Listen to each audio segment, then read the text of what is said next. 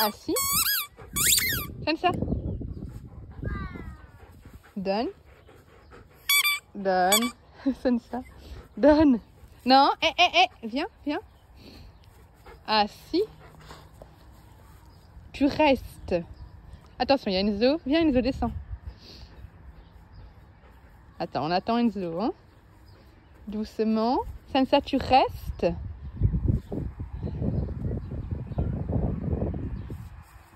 Allez, va. Va là-bas.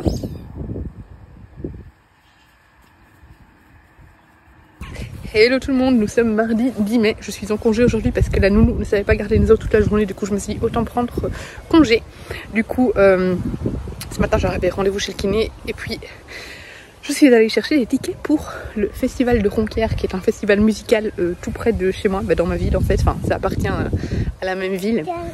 Je ne vous ai pas tenu au courant. Enfin, voilà, j'ai arrêté le vlog précédent sur ma lecture de Vespertine. Donc là, j'ai enlevé la couverture en papier pour pas l'abîmer. Je suis à la moitié et j'aime toujours autant. Donc ici, pour ceux qui n'ont pas vu le vlog précédent, on va suivre une jeune femme qui a 17 ans il me semble et qui vit dans un couvent depuis qu'elle est toute petite. Elle a été adoptée par des nonnes en fait parce qu'elle a dû fuir ses parents ou ses parents l'ont abandonnée. Je sais pas très bien ce qui s'est passé avec ses parents parce qu'elle est née possédée en fait. Certaines personnes dans ce monde naissent avec le don de vision et le don de vision fait qu'elles peuvent être, voir qu'elles ont certains dons, voilà, tout simplement, voir les esprits, etc. Mais ça implique aussi qu'elles peuvent être possédées. Enfin, il, parce que ça peut être tout le monde, enfin, les hommes comme les femmes peuvent être possédés, peuvent être dotés de ce don de vision. Et du coup, elle est née possédée, et du coup, elle a toujours été un enfant assez difficile jusqu'à ce qu'on se rende compte qu'en fait, elle était, c'était pas sa faute, parce qu'elle avait un esprit en elle. Son passé fait qu'elle est vraiment pas bien incluse dans ce couvent parmi les autres. Dans ce couvent, c'est une école en même temps d'apprentissage pour ceux qui ont le don de vision, parce que les autres ont peur d'elle. Voilà, il y a tout un mystère qui tourne autour d'elle, autour de son passé, etc. Et un jour, elle va devoir fuir le couvent parce que une armée de soldats possédés va les attaquer et en fait ils vont se rendre compte que quelque chose qui n'était pas arrivé depuis très longtemps est de nouveau en train de survenir par rapport aux esprits. Et voilà, j'ai pas envie de vous en dire beaucoup plus, mais elle doit protéger une relique. Et voilà, c'est très dur à résumer comme roman, mais qu'est-ce que c'est divin, qu'est-ce que c'est bien écrit, qu'est-ce que c'est prenant dès le début. On est pris par le texte, on est pris par l'intrigue, on est pris par les pages, c'est vraiment passionnant. J'adore l'écriture de l'autrice, bon là qui est traduite, hein, mais voilà. Et ce que j'aime beaucoup, c'est les dialogues entre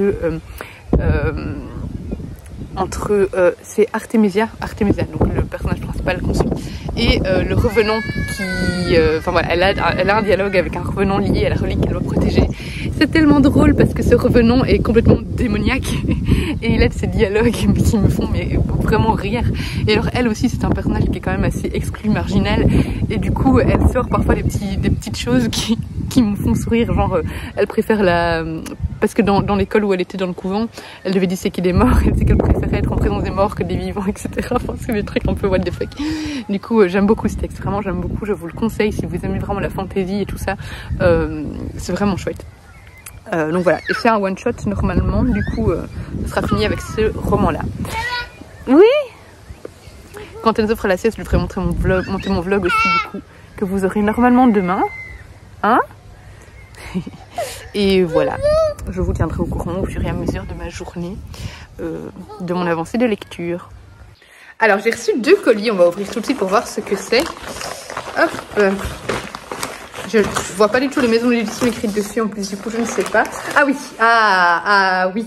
J'ai reçu le Cirque des Merveilles d'Elizabeth McNeill des éditions Presse de la Cité qui m'avait contacté sur Instagram. En fait, c'est l'autrice de La Fabrique des Poupées, je crois que c'est La Fabrique des Poupées le titre, un livre que j'avais adoré et du coup... il m'avait contacté en disant qu'elle sortait un nouveau roman chez eux et que voilà, comme il savait que j'avais adoré La Fabrique des Poupées, il disait que ça pourrait me plaire et voilà. Je l'ai reçu, j'ai trop hâte de le lire. Trop hâte de le lire. Donc voilà. Le cirque.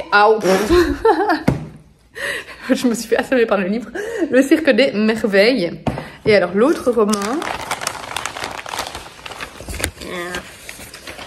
il s'agit de Et si on changeait d'angle de Fanny Vella. Ah oui, j'ai vu Madame Chachali le recevoir hier sur son Instagram, donc chez Le Duc. Voilà, un petit ouvrage graphique. Une façon très percutante et drôle de se mettre à la place de l'enfant et de comprendre ce qu'il vit. Ça doit être bien comique.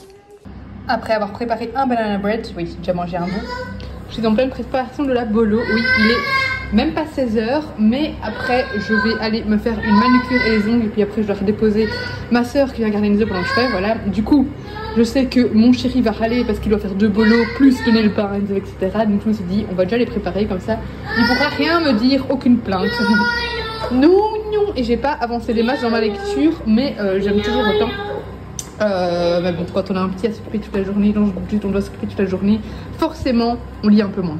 S'il y a 2 bolos, c'est parce qu'il y a une bolo végétarienne pour moi et une bolo avec de la viande pour mon compagnon. En général, on mange les mêmes plats, il mange végétarien avec moi, mais pour la bolo, j'accepte de lui faire de la viande.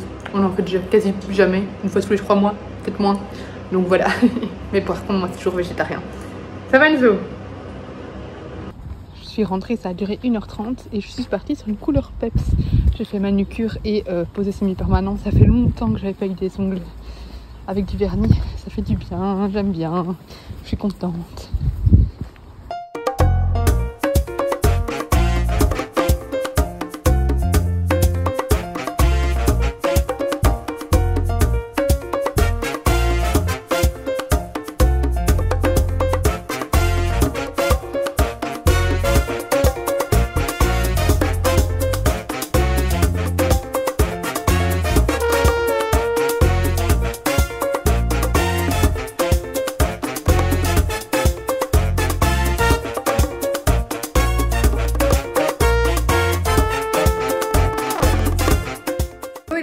Mercredi, il est sûrement 18h30, quelque chose comme ça. Je viens me faire un petit point lecture. Alors, je m'étais dit ce matin, parce que je devais aller à Bruxelles, est-ce que je prends un seul livre ou 2 livres, étant donné que j'avais encore 70 pages à lire, donc 70, de Vespertine, et je me suis dit, ouais, mais 70 pages sur l'aller-retour, ça devrait le faire. Et je me suis dit, prends un deuxième livre, on ne sait jamais. J'ai bien fait, vu que j'ai eu 45, le train a eu 45 minutes de retard ce matin, du coup autant dire que sur le trajet aller j'ai eu le temps de finir Vespertine, donc toujours sans ma couverture, de Margaret Rogerson, et c'était mes divins. J'ai préféré encore ce roman à Sorcery of Stones, même si j'ai adoré Sorcery of Stones. J'ai adoré les personnages, la construction de l'univers, tout. Voilà, ce que j'aime bien c'est que vu que c'est un one shot, il n'y a pas de scène superflue, vraiment toutes les scènes ont leur importance, on s'ennuie à aucun moment, j'ai savouré chaque mot, j'ai vraiment adoré les personnages, tous ces personnages qui sont fort nuancés, c'est pas tout blanc ni tout noir, les personnages ne sont pas manichéens, c'est super bien écrit, c'est super prenant et voilà, j'ai vraiment beaucoup aimé cette intrigue qui tourne autour de ces esprits, de ces revenants qui sont tous liés ici à des nonnes, des sœurs, etc. Et j'ai adoré, c'était vraiment génial. J'ai pas grand chose à vous dire de plus que ce que je vous ai déjà dit jusqu'ici, mais franchement si vous aimez les romans à la fantasy, c'est vraiment divin. Moi ce que j'aime bien avec Margaret Rogerson, c'est qu'on retrouve un petit peu, comme dans Sorcery of Thrones, ces petites répliques acerbes, ces personnages qui sont complètement marginaux, qui sont en marge de la société, qui sont cyniques, et qui du coup sont intéressants, je les trouve super intéressants pour ça. Ça me fait penser en fait un peu à un Ariel Holst mais anglophone du coup, parce que Ariel Holst, voilà, il y a son piquant dans sa plume, mais ici on retrouve ce piquant également. C'est génial, je peux que vous conseiller ce roman, j'ai adoré. Finalement je l'ai lu sans Steph parce que Steph n'a pas le temps de lire pour le moment, du coup on a commencé un petit peu ensemble, puis finalement elle l'a pas fini, mais ce n'est pas grave. Et dans le trajet retour, j'ai lu 100 pages de Le Sablier de l'Arbre Sacré de Jo Wiley Black, qui est un roman jeunesse dans lequel on va suivre une jeune enfant de 12 ans qui va apprendre en fait que sa maman, qui a disparu depuis qu'elle a 2 ans, était une dryade et que elle est également une dryade et que le monde magique auquel elle appartient est en danger.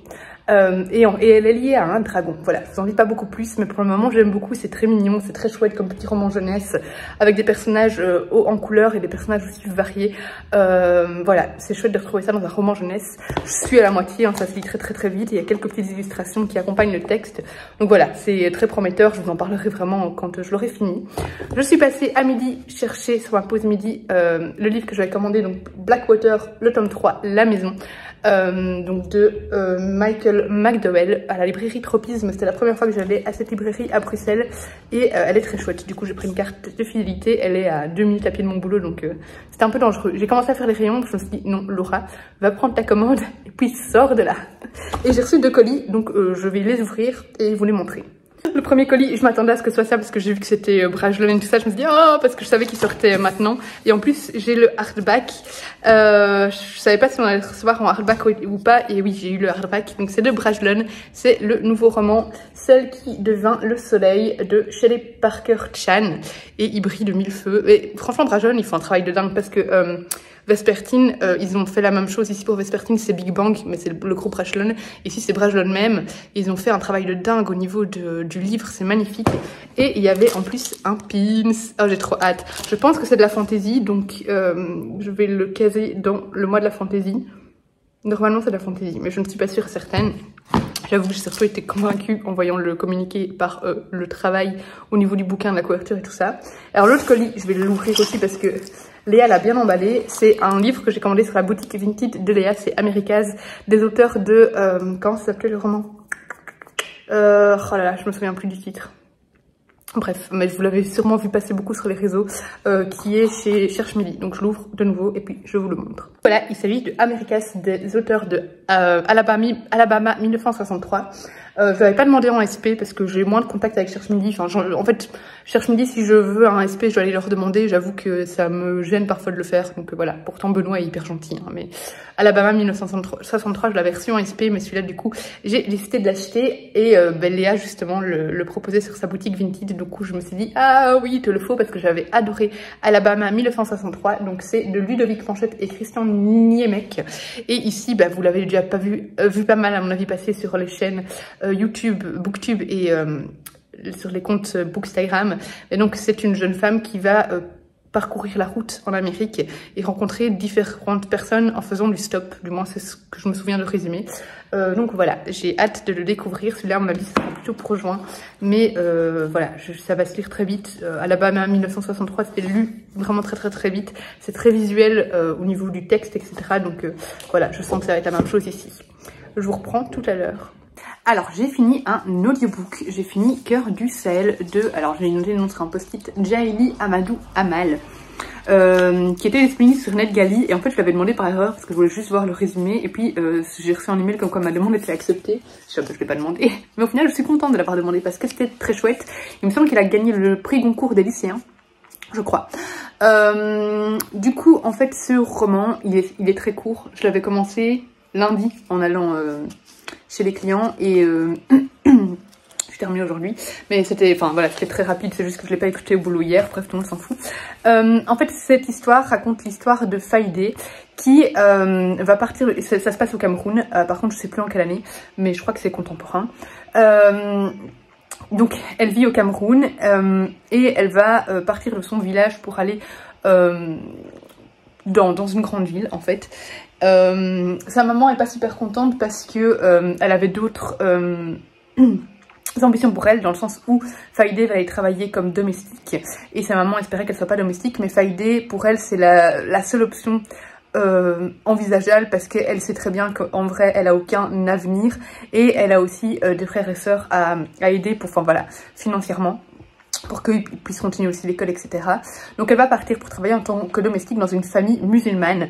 Elle n'est pas musulmane et du coup c'est encore quelque chose en plus qui l'embête qui embête sa maman.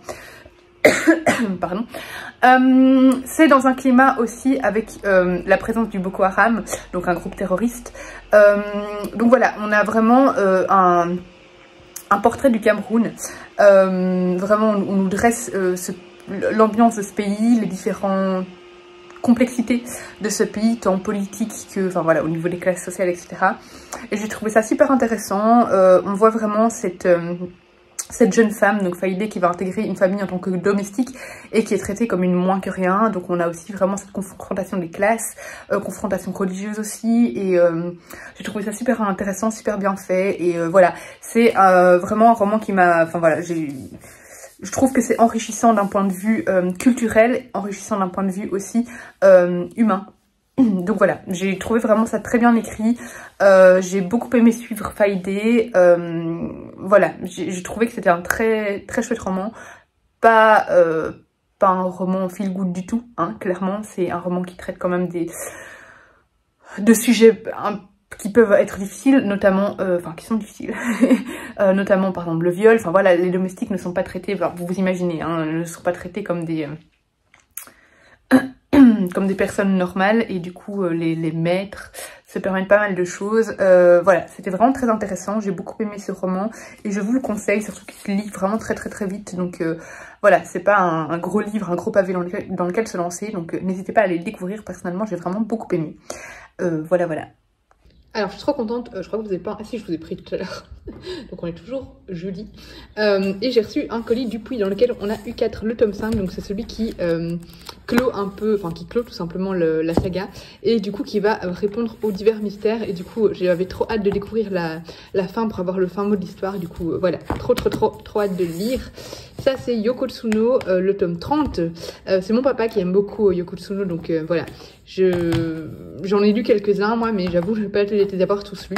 Donc voilà, et alors là c'est mon chéri qui va être super content, parce que là à nouveau c'est lui qui adore, c'est Bug Danny, programme Skyborg de Formosa et Zumbiel. Là de nouveau j'en ai lu quelques-uns, j'ai lu ceux de Dupuis en fait, que Dupuis m'a envoyé, que j'avais demandé pour mon compagnon, mais forcément je dois les lire du coup.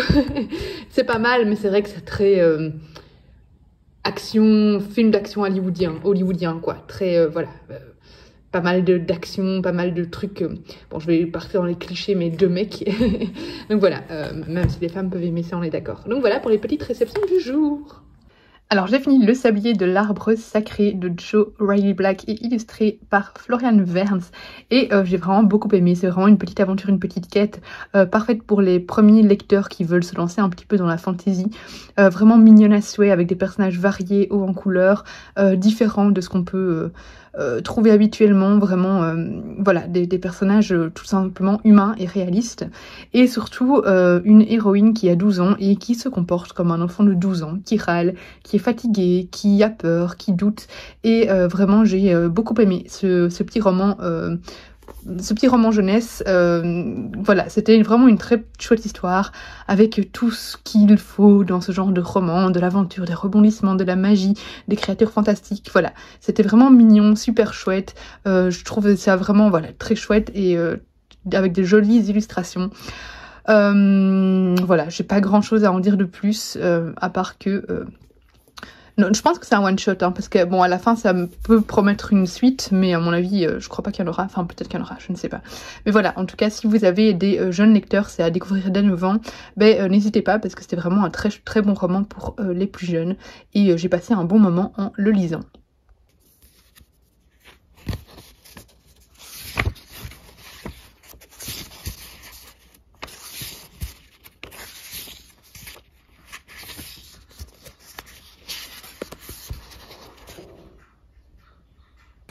Hello, je profite d'une petite demi-heure avant de commencer à travailler pour continuer La Petite Chèvre, qui rêvait de prix littéraire de Béatrice Hammer.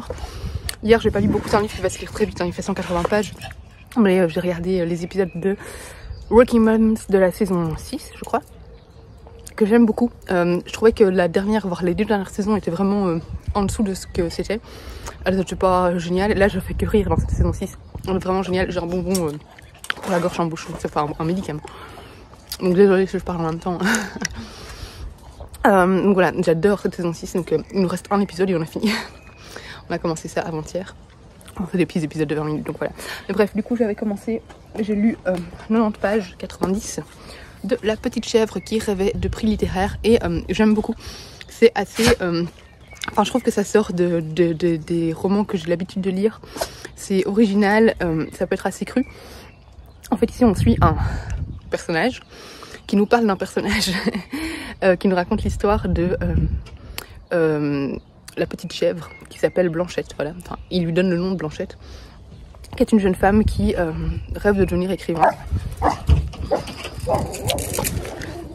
Et du coup on la suit un peu dans ses déboires pour commencer à écrire, pour trouver l'inspiration, etc. C'est raconté de manière assez décontractée, assez je trouve pas le mot. Sans filtre, voilà, sans filtre, assez cru, parce qu'il y a certains passages où on parle clairement de fantasmes sexuels assez malsains. Donc voilà, c'est très cru. Pour ceux qui sont un peu, je dirais pas coincés, mais vous voyez ce que je veux dire. Il y a quelques passages qui sont un petit peu portés sur le sexe sans que ce soit le point central de l'histoire du tout, hein, mais voilà. J'aime beaucoup, franchement c'est assez drôle à lire, enfin c'est pas hyper drôle mais je veux dire c'est pas voulu pour être super sérieux.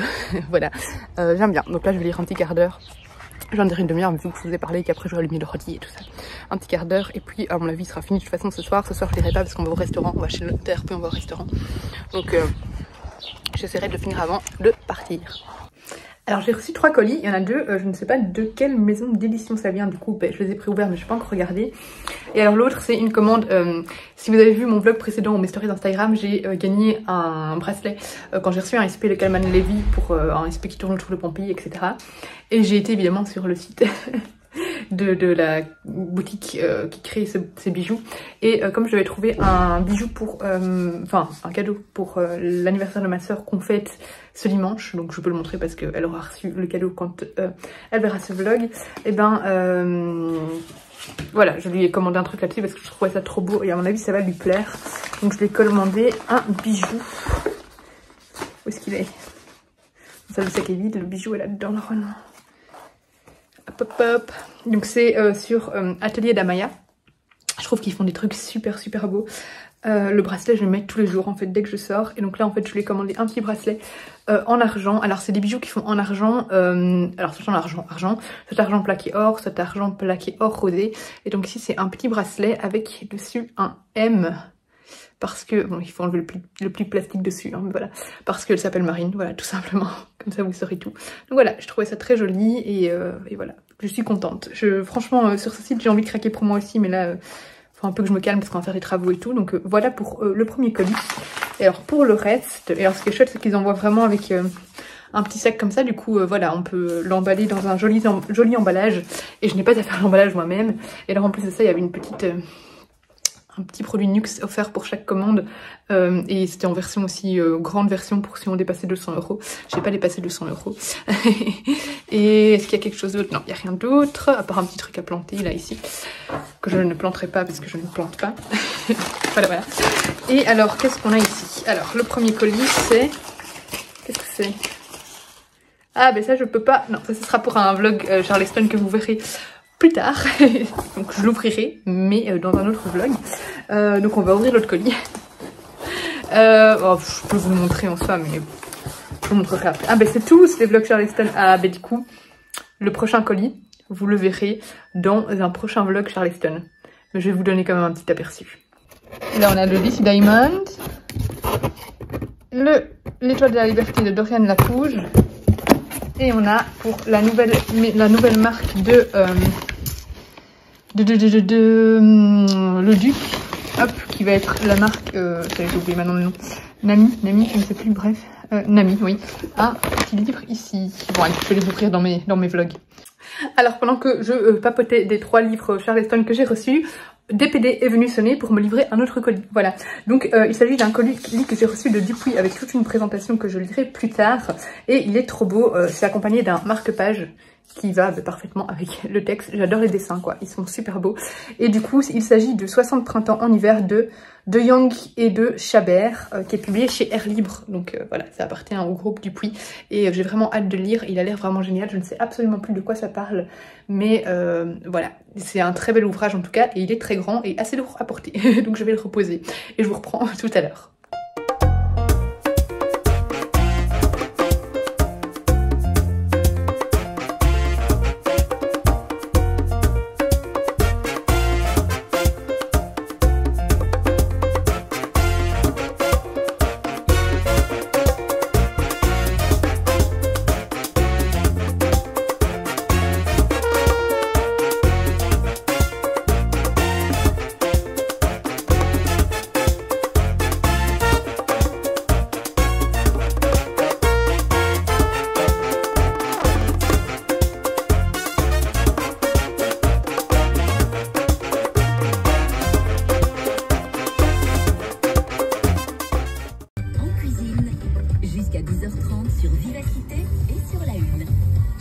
chéri est allé chez le boucher prendre de la viande parce qu'il faut un barbecue ce soir et moi vu que je mange pas de viande il est hors de question que j'aille chez un boucher, ça va me dégoûter. Je vais vous parler de la petite chèvre qui rêvait de littérature, je pense que c'est ça le titre, je l'ai pas sur moi. Je vous le montrer en début de vlog, donc voilà, enfin pas en début de vlog mais il n'y a pas très longtemps.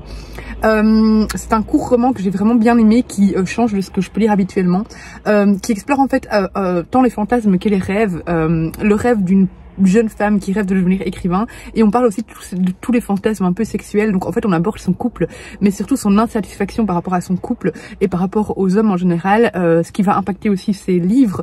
On parle de l'influence des personnes autour de nous dans notre écriture, dans notre roman, d'inspiration. On parle un peu du côté noir, du côté sombre des maisons d'édition où il faut connaître les personnes pour pouvoir percer. Voilà, j'ai trouvé ça vraiment très chouette. Après il y a beaucoup quand même, je vous ai dit au début qu'il n'y avait pas tellement de ça, mais voilà, il y a quand même finalement au final, au fur et à mesure de ma lecture, il y a eu pas mal de propos sur le sexe parce qu'on parle de la vie sexuelle de nos personnages entre autres, mais je trouvais ça bien, enfin voilà, c'était un peu justement aborder un peu le côté malsain du sexe et tout ça. Enfin voilà, moi j'ai trouvé ça assez chouette, assez acerbe, assez piquant, très cynique au niveau. Moi, vous savez bien que j'aime bien un peu tout ce qui est cynique, etc. Vraiment, j'ai bien aimé, j'ai trouvé ça bien écrit. La fin, j'ai adoré. En plus, je m'y attendais. Je m'attendais à un truc comme ça à la fin. J'ai tellement, enfin voilà, c'était la fin parfaite pour ce roman. Vraiment, j'ai beaucoup aimé. C'est un roman qu'on ne verra pas beaucoup passer sur les réseaux. Je pense que c'était une petite maison d'édition. Pardon. Et c'est pas les romans qu'on voit passer beaucoup sur Instagram ou YouTube, mais franchement je vous le conseille. C'est un chouette texte pour les adultes, hein. Du coup ne le faites pas lire aux jeunes. Enfin vous pouvez, mais pas avant 16 ans on va dire. Non voilà, j'ai vraiment beaucoup aimé ce texte, j'ai beaucoup aimé la plume de l'autrice, j'ai aimé le thème abordé, et alors cette petite incursion de personnages, parce qu'en fait on a le personnage du roman qui nous raconte l'histoire d'un de ses personnages à lui, et à un moment il va même rentrer en relation avec ce personnage, enfin juste pendant une scène. Voilà, j'ai beaucoup aimé cette espèce de mise en abîme, vraiment un chouette texte. Donc voilà, alors ce matin ça va être une journée assez chargée, enfin une matinée assez chargée parce que je vais faire un maximum de choses, nettoyer la maison, repasser, voilà blablabla, faire du sport aussi, comme ça cet après-midi je peux glander à mort. Ce soir on a la sœur et le beau-frère de mon compagnon qui viennent manger un barbecue. Et Enzo est chez ses grands-parents tout le week-end, donc on le récupère demain parce que demain on fait l'anniversaire de ma sœur, donc on va chez mes parents le récupérer et en même temps fêter l'anniversaire de ma sœur. Je vous ai montré le cadeau hier, enfin du coup dans le vlog que vous voyez là maintenant. Donc voilà, j'aimerais bien vraiment d'avoir mon après-midi glande, je lis des livres, j'avance dans mes lectures, j'aimerais bien lire les mangas, etc. Donc voilà, j'espère que vu que j'ai pas Enzo, je peux me le permettre, donc c'est chouette. J'aime bien avoir mon fils, hein, et j'aime bien aussi de temps en temps de retourner à cette espèce d'époque où j'avais pas la responsabilité d'être un parent qui devait avoir un enfant à charge. Voilà, parfois ça fait du bien. Et en plus, Bruno, mon compagnon, sera occupé à comment ça s'appelle, enfin voilà, à vaporiser la maison pour la rendre imperméable à la pluie, hydrofugée, je crois que c'est ça le terme. Donc j'aurais vraiment la paix. Moi ce que j'ai limite envie, c'est pendant qu'ils hydrofugent la maison, je les regarde dans le jacuzzi avec un petit verre de rosé. Biatch ici. Bref, je crois que tout le monde qui passe dans la rue se demande qu'est-ce que je fous à parler à mon téléphone, mais ce n'est pas grave. Je vous reprends tout à l'heure. Je crois qu'en rentrant, enfin après avoir fait tout mon bordel donc cet après-midi, je vais lire le manga que j'ai acheté au Renard Doré, j'ai oublié son nom, avec les poupées, ça je l'ai mis dans le mois de la fantaisie. Je me souviens plus. Shadow House, je crois que c'était ça. Donc voilà.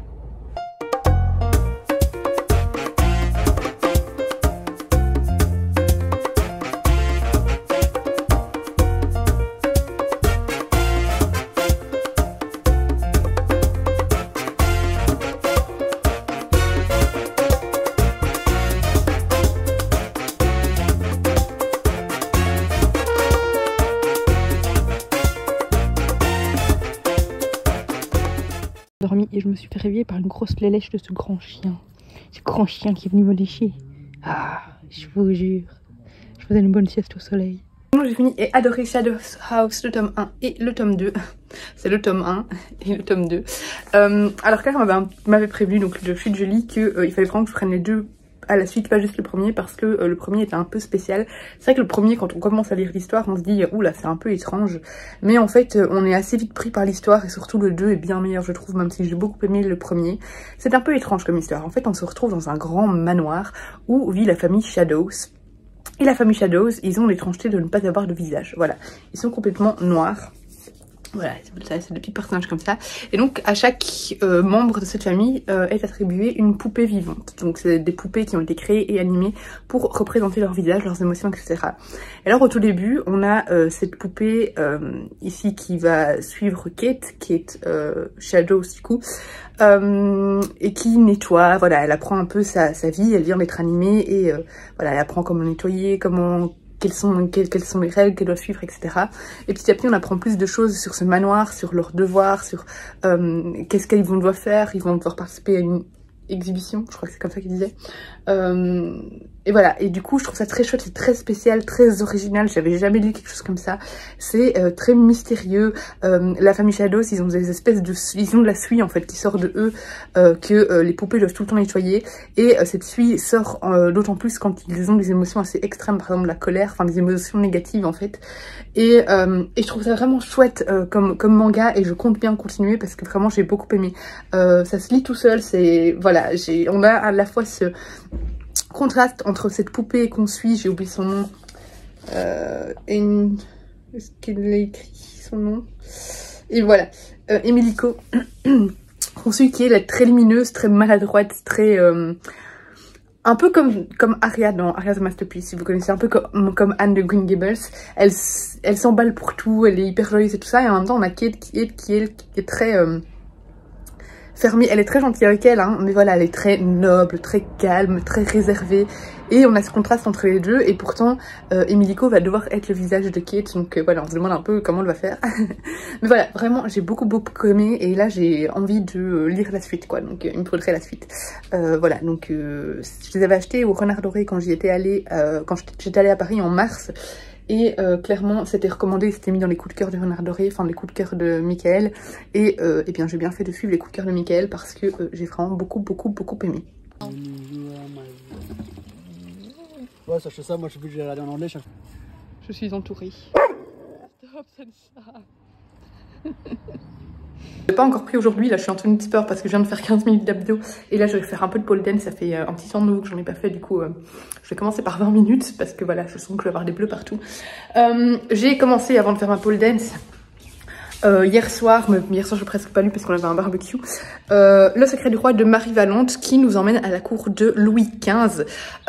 C'est une cour où règne un secret parce que Louis XV cache le fait que son pays, enfin le monde de toute façon, est habité également de créatures surnaturelles, notamment des vampires et des lycanthropes. Et on va suivre là-dedans Hippolyte. Hippolyte qui est une jeune femme qui avait un frère jumeau. Et qui a toujours rêvé être à la place de son frère, pouvoir faire les choses que les hommes faisaient. Donc voilà, elle aimait bien s'habiller en homme, etc. Et elle n'avait vraiment pas envie de cette vie de femme, de se marier, de devoir faire des enfants, etc. Et à un moment, elle va aller dans les bois sur son domaine avec son frère jumeau et ils vont tomber sur des personnes très étranges et seulement elle sortira vivante de ce bois. Et un an plus tard, je pense, elle va décider de suivre un mousquetaire qui est un ami à elle, de laisser ses parents et de mener une vie sur les routes, en fait, d'apprendre à se battre, etc., en se faisant passer pour un homme, et par un concours de circonstances, elle va finalement être engagée par le roi pour intégrer sa garde spéciale qui s'occupe de toutes les créatures surnaturelles, donc de toutes les affaires occultes. Alors, j'aime bien, mais je n'arrive pas à vraiment entrer et accrocher dans l'histoire. Alors, autant, je suis à la page... quelle page je suis 128 sur... il y en a un peu plus de 400. J'aime bien Hippolyte, j'aime bien l'histoire, j'aime bien cette cour habitée par des vampires, etc. Mais, enfin, la cour n'est pas habitée par les vampires, mais bon, bref, cette cour où il y a un peu un secret, etc. qui tourne autour du surnaturel, mais j'arrive pas à être passionnée par l'histoire parce que je trouve qu'on n'avance pas beaucoup en fait. On avance, mais de manière un peu plate et redondante. Du coup, j'arrive pas encore à savoir vraiment si j'arrive à, enfin si je vais aimer cette histoire ou pas. Je suis qu'au début, je suis pas encore à la moitié. Du coup, à mon avis, ça va bouger par la suite. Là, c'est encore assez introductif en fait, et c'est pour moi une longue intro, même si on a quand même pas mal avancé, pas mal évolué. Mais je sais pas. Pour le moment, j'ai l'impression que cette évolution reste assez plate. Donc voilà, je sais pas encore si j'aime bien la plume, j'aime bien les personnages, mais je suis pas happée à fond par l'histoire. Donc voilà, à voir. Et j'ai commencé hier également un audiobook, j'ai commencé 1Q84 de Murakami. J'avais adoré la duologie du commandeur, je ne sais plus, je crois que c'est le commandeur, ça s'appelle le livre, je ne sais plus. Bref, j'avais adoré, et du coup j'avais acheté 1Q84 qui est dans ma palle depuis au moins 2 ou 3 ans. Et du coup je me suis dit je vais le sortir en audio pour l'écouter. En plus j'avais écouté le commandeur en audio et j'avais adoré le narrateur. Ici c'est pas le même narrateur, mais il y a 2 narrateurs qui sont aussi excellents. C'est, alors je vais faire comme si j'avais l'habitude de lire cet auteur, alors que pas du tout, c'est mon 2e roman, enfin mon 3e du coup, mais bon, ma 2e saga de cet auteur. Mais en fait, ce que j'aime bien chez lui, c'est que c'est une atmosphère assez étrange, des personnages assez bizarres, assez mystérieux, et on ne sait pas du tout vers quoi va nous mener cette histoire. Ce qui se passe, c'est assez... on n'arrive pas vraiment à comprendre, en fait, on comprend sans comprendre. Il se passe des choses assez bizarres, on suit des personnages complètement atypiques, et il y a une atmosphère vraiment assez, assez mystérieuse, assez étrange, assez... On n'arrive pas à mettre un mot sur ce qui arrive, en fait. Et là, on va suivre 2 personnages différents, on va suivre... Alors, les prénoms, je suis désolée, mais en plus, je les lis pas, je les écoute, donc voilà, on va suivre une jeune femme qui... elle se retrouve dans un embouteillage et le chauffeur du taxi va lui dire vous devez passer par ce tunnel pour pouvoir arriver à votre rendez-vous à temps parce qu'on ne sortira pas de l'embouteillage à temps. Et c'est un tunnel normalement qui est seulement pour les urgences qu'elle peut pas prendre. Et il se passe un truc bizarre dans ce tunnel. Enfin voilà, il y a des petits trucs qui se passent, mais on n'arrive pas encore à savoir ce qui se passe. Et bref, elle se rend à son rendez-vous et en fait son rendez-vous c'est de tuer un homme. On comprend qu'en fait elle est un peu tueuse à gages, je sais pas, on nous définit pas vraiment son métier, mais voilà, on comprend qu'elle a des missions assez illégales et secrètes. Et on suit en même temps un autre personnage qui est un jeune homme, professeur de maths, qui écrit les livres, mais qui ne sont pas encore publiés. Et il va avoir une conversation avec son éditeur parce qu'il a repéré une jeune autrice qu'il semble très prometteuse. En tout cas, le texte qu'il a lu d'elle est très prometteur. Et l'éditeur veut bien le publier si ce jeune homme réécrit le livre parce que il est empreint de défauts, voilà. Et pour lui, cette autrice ne sera jamais une grande autrice, mais il veut quand même lui donner sa chance et tout, parce que ce roman-là en particulier était bon, mais pour lui, ce sera son seul bon roman. Donc voilà, c'est là où j'en suis. Et voilà, on a vraiment ces relations entre les personnages. Là, ils ne sont pas rencontrés, hein, ces 2 personnages-là, j'imagine qu'ils vont se rencontrer à un moment, mais ils sont des relations avec différentes personnes qui sont assez lugubres, assez étranges. Enfin, on sent que c'est pas des relations normales qu'une personne lambda aurait. Et j'adore. Je vous en parle très mal, je pense. Je vous en parlerai un peu mieux quand j'aurai avancé, mais j'adore. Je sens que cet auteur, je vais avoir envie de lire tous ses romans. Donc voilà. Allez, je vais faire la pole dance tant que mon corps est échauffé et je vous reprends tout à l'heure. Alors, il est 13h30 et j'abandonne Le Secret du Roi. J'arrive pas à rentrer dans l'histoire. Je pense que c'est vraiment un texte qui a beaucoup de qualité. L'écriture est très bien, enfin voilà, c'est très bien écrit, c'est très bien développé, on prend son temps, les personnages sont vraiment intéressants, en particulier Hippolyte, que je trouve vraiment assez comique parce que voilà, c'est une jeune femme qui est assez casse-cou, qui agit un peu sans réfléchir, etc. J'aime beaucoup son personnage, mais rien à faire, je n'arrive pas à rentrer dans le récit. J'arrive pas à m'intéresser à l'intrigue, à m'intéresser au texte, et je me force à retourner dedans, donc je vais abandonner. Je pense qu'il plaira, ce roman, parce qu'il a beaucoup de qualité, mais qu'il était juste pas fait pour moi. Voilà, ça arrive. Donc j'abandonne ce roman-là, je ne vais pas me forcer à aller plus loin, je suis à la page 176, mais voilà, j'ai pas envie de continuer, donc c'est dommage, parce qu'il était tellement beau, il brillait de mille feux, je le voulais dans ma bibliothèque, mais du coup je vais pas le garder, tant pis. Alors, je viens de clôturer ce vlog, je suis rentrée de l'anniversaire de ma soeur, mais je compte plus lire de nouveaux romans ce soir. Je vais commencer une épreuve non corrigée de Charleston, du coup ce sera dans un autre vlog. Donc voilà, je vais clôturer ce vlog ici, j'espère qu'il vous aura plu. N'hésitez pas à me dire comme d'habitude si un de ces romans vous tente ou si vous avez lu un de ces romans et s'il vous a plu. Et on se retrouve bientôt pour une prochaine vidéo. Comme d'habitude, n'hésitez pas à liker, commenter, partager et vous abonner. Et je vous fais de gros bisous.